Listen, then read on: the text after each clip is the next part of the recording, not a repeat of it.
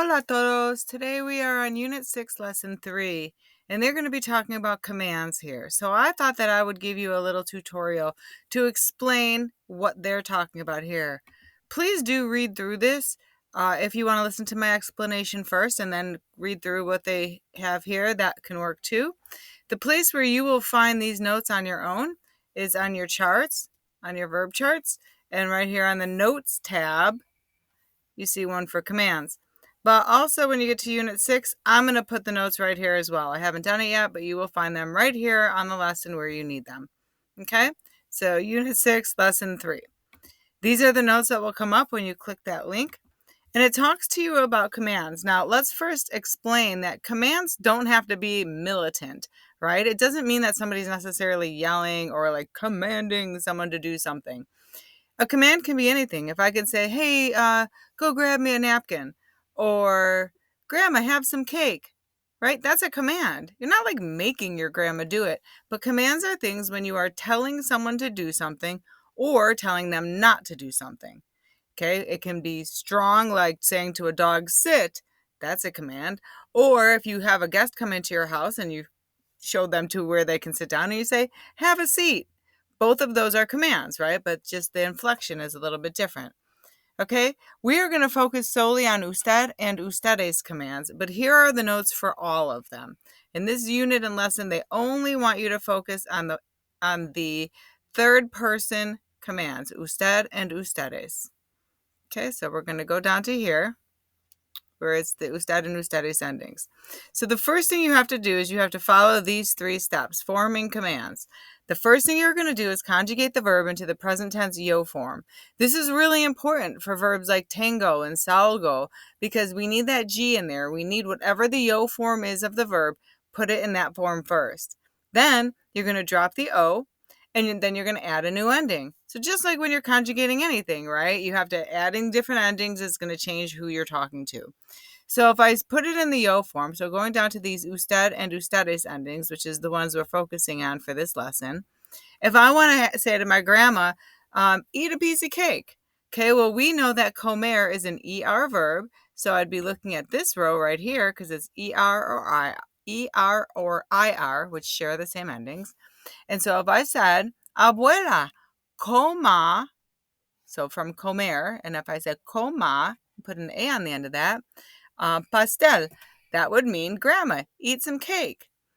If I want to tell everyone, I'm at a birthday party and I want to tell everyone they should eat some cake, I would say, coman pastel, coman el pastel, eat the cake, right? Coman. So we have comer, which is an ER verb, and all we do is kind of like, now that you know how to conjugate pretty well, we just give it the opposite ending that it would normally have, and that makes it a command.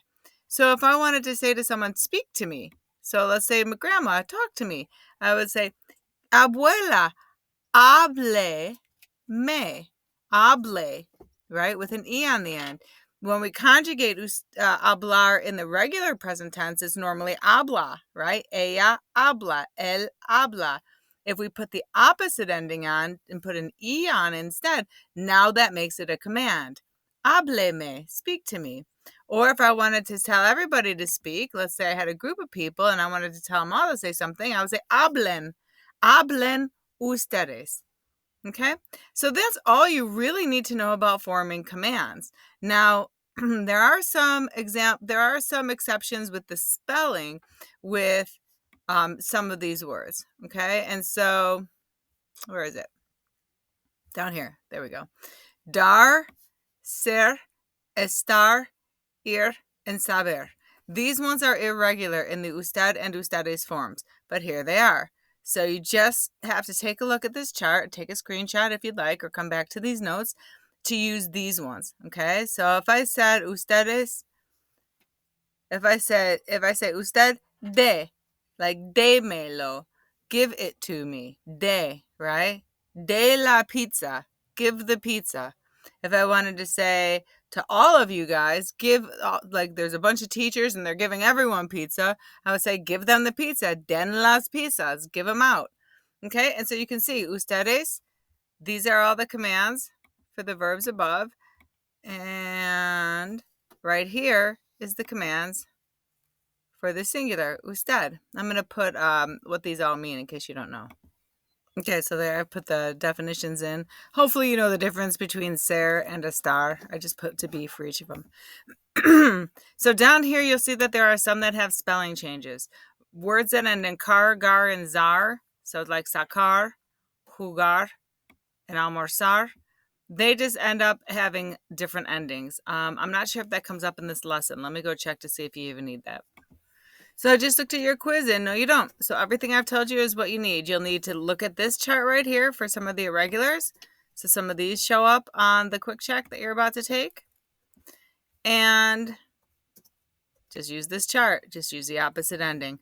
So it's good for you to have all of these notes because you really, before now, should have learned about the two commands and how they work. But if that's something that you need help with, I can try and post another video or just reach out and let me know.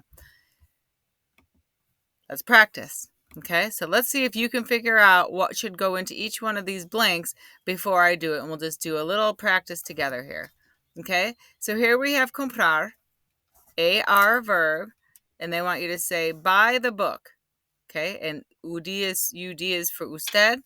Okay, so if it's an AR verb, looking at the chart that says usted and ustedes, it's an AR verb. So my ending is going to be E or EN. Since it's usted, it's just going to be E. Bring the food, traer. That's an ER verb. So the first thing I need to do is put it in the yo form, which is traigo. Then I need to drop the O. Let's check the chart to make sure it's not irregular. It's not.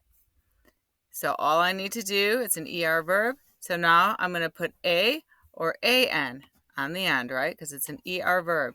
Since it's ustedes, that's going to be my answer, AN. This one is going to be singular, usted. So we have llorar. We can see that it's an AR verb. So the yo form is this. I take it off. Lloro is the yo form. Take it off. Put on the opposite ending. Ustedes, I know that this one is going to be plural, and I'll let you know. I know if they're irregular or not, so I'll kind of guide you back that way as we're practicing. Don't smoke here, please. Fumar is an AR verb. Fumo is the yo form, so I'm just going to take it off and put on EN as my ending because it's plural, ustedes. Usted, singular, we have leer. Now this is one that has... I was thinking of the preterite just a minute ago that has a spelling change. This one doesn't. So this is the yo form, leo. And if I wanted to say, make it an usted command, read the book, I would say, lea el libro. Go with her. This is one of our irregulars. So we know we want the ustedes one. So let's look over here. Find the irregulars chart. There we go. Ear is irregular. So ustedes would be vayan, right there. So ustedes, vayan. Usted, we know we want the singular. So the yo form of marcar is marco. And so we just know that we will want marque. But this is, see, here's why we have the spelling change on car, gar, and zar. If I said that, that spells marse.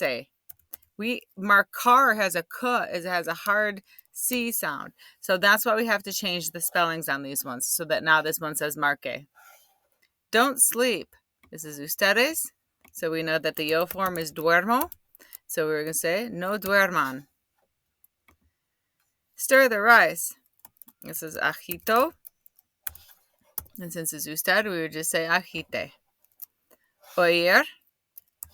Oigo is the yo form.